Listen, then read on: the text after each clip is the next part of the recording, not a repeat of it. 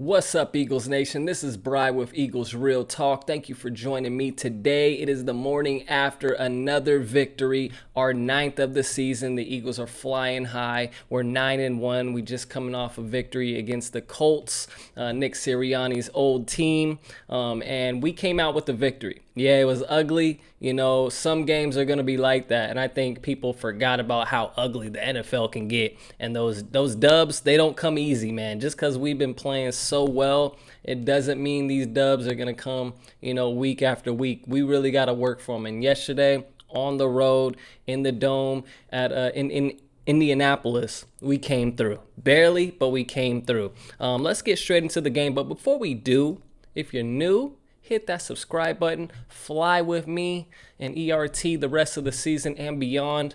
And let's get straight into it. Leave a like on this video as well if you enjoy the content. So let's get straight into the nitty gritty of the game. So Jalen Hurts, he put the squad on his back yesterday. It was one of those games.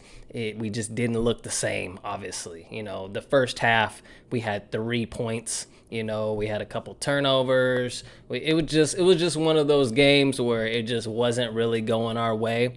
But regardless, we came through with the victory. It went down to the fourth quarter. We were down. How much were we down? It was 13, 16 to 10, I believe, at one point. We needed to come back. We needed that comeback victory. And Hurts delivered. Like I said, he put the team on his back without Dallas Goedert in the lineup, which was very evident and very clear. He is a vital piece, and we got to get him healthy for the back end and the playoffs and possibly the Super Bowl. He's a very vital player in this offense. It's just that clear. Yesterday, we had the Batman step up. We had skinny Batman with 6 receptions, 78 yards, on 9 targets. He was open a lot. I feel like he actually could have did a little bit more, but skinny Batman had a pretty damn good game. He was all over the field making plays. A.J. Brown, 5 receptions on 7 targets for 60 yards. Somewhat of an average game, for AJ. He had that fumble. He had a drop. It was just one of those games where I think he would like to have back. But regardless, it was enough to get us to a victory. And fast Batman, okay? So we had skinny Batman perform. Swole Batman do his thing for the most part. And then we had, a big game from fast Batman, Quez Watkins, with 2 receptions, 31 yards, but a big touchdown when we needed it. Man, we needed that touchdown. Zach Pascal came through. Jack Stoll had 1 catch. Boston Scott a couple catches. Miles Sanders. Our running backs, they're not the best pass catchers. Let's be honest here. I thought we were gonna get them more involved with Dallas Goedert being out, but I was underwhelmed with what we were able to do with the running backs in the passing game. That's something that we're gonna have to work on and be a little bit better with Dallas Goedert being out. But regardless, he threw for 190 yards yesterday. 190 yards, 1 touchdown, 0 interceptions, which was the most important. He did have 1 fumble for a loss. It was an unfortunate fumble. They happened. It was a breakdown on the offensive line. They got to him. He was trying to, heave it, I think, to Quez. Going across the middle was probably going to be a big gain, but regardless, they got to him. Got to give them credit. They came out to play. Buckner and the boys on the Indianapolis Colts defensive line, they came out to play. So, you got to give them their kudos. The rushing attack. Now, this was pretty much mostly Hurts. He ran the ball 16 times for 86 yards and 1 TD. The game-winning touchdown, may I add. And Sanders, he had 13 carries for 47 yards. Sanders didn't really have that power that we've been seeing over the past few weeks, especially. He missed a couple big runs where if he would have, if he was able to get by a tackler, he probably could have broke it for extended amount of yards. But he just couldn't break through yesterday. Honestly, the offensive line, I thought they played okay yesterday. I expect a little bit more from this offensive line because, in my opinion, they're the best, the crown. They're the kings of the offensive line in the NFL. And yesterday, it was a little shaky at times, in my opinion. We had a couple penalties. It was really one of those games where we had to battle through some adversity. I think we had adversity at every single level yesterday of the team, offense, defense, and all the position groups. The corners on the outside, let's get to the defense. So the defense, I thought the corners played okay. The corners haven't been they haven't been locked down to me. Paris Campbell had a couple big catches. Pittman had 6 catches for 75 yards. They didn't score any touchdowns, so they didn't allow any touchdowns in the air. But regardless, I expect just a little bit more from this defense. Like I said, I'm holding this team to a higher regard at certain position groups. Offensive line, corners, DBs. To me, they're the best in the league. So when they kind of underperform, I'm gonna have to let it be known that I wasn't too impressed with what I seen yesterday. But regardless, they got it done. I felt like the new guys. Okay, so the new guys, Joseph. I thought he was great yesterday. First game off the couch.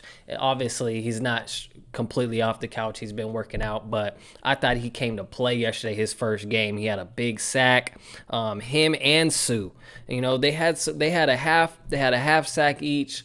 They had a couple tackles, some big run stuffs. I just thought the defense, after that initial drive where they came out and scored, Jonathan Taylor, he ran on us that first drive. After that, he had about 35 or 40 yards the rest of the game on several attempts. We can go over the attempts as well. 22 attempts for only 84 yards. I can live with that. One big run for 28, one touchdown, I can live with that, And I think as a defense, I think they were pretty happy with their performance. Only allowing them 16 points, not even allowing them to get to their season average of about 17 or 18 points, I think it is. So the defense held it down. The offense struggled, though. The offense has to get it back together where it's more, I don't know, it's just something just isn't clicking. Maybe it's the game flow. I don't know what it is. I have to look more into the tape. I have to rewatch the game, but for some reason the offensive flow hasn't been there for the past 2 weeks, and we're gonna have to clean that up.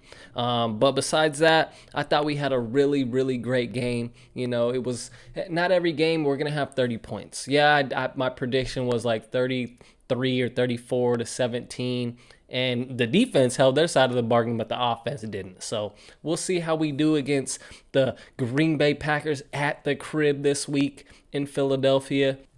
This has been circled on my schedule because if you know the channel, you know how much I despise the Green Bay Packers. So this is a must win in my opinion. Everybody at the beginning of the season picked us to lose against Aaron Rodgers and the Packers at home. And that was before we even went on the 8-0 streak. And they're still doubting us that we can beat the Packers at home. So that is an important game for the Philadelphia Eagles organization in whole. But I think if Jalen Hurts goes out there, takes down another GOAT, if he puts that W on his resume, and we're at 10-1, that's a hell of a start to the season, and we're headed towards that number 1 seed, which is the main goal of the season.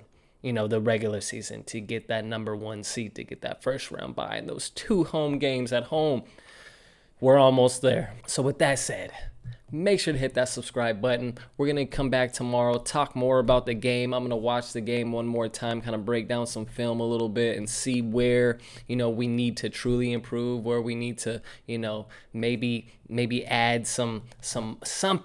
We're just missing something on offense. I don't know what it is, but the past 2 weeks have been frustrating. And if it's frustrating for us as the fans watching them, they're feeling it in the film room and at practice.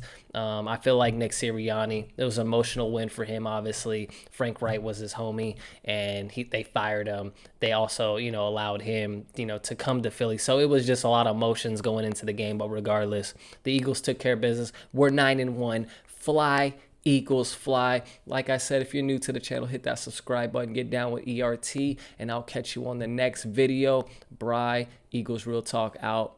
Keep it real always. Peace. Go Birds.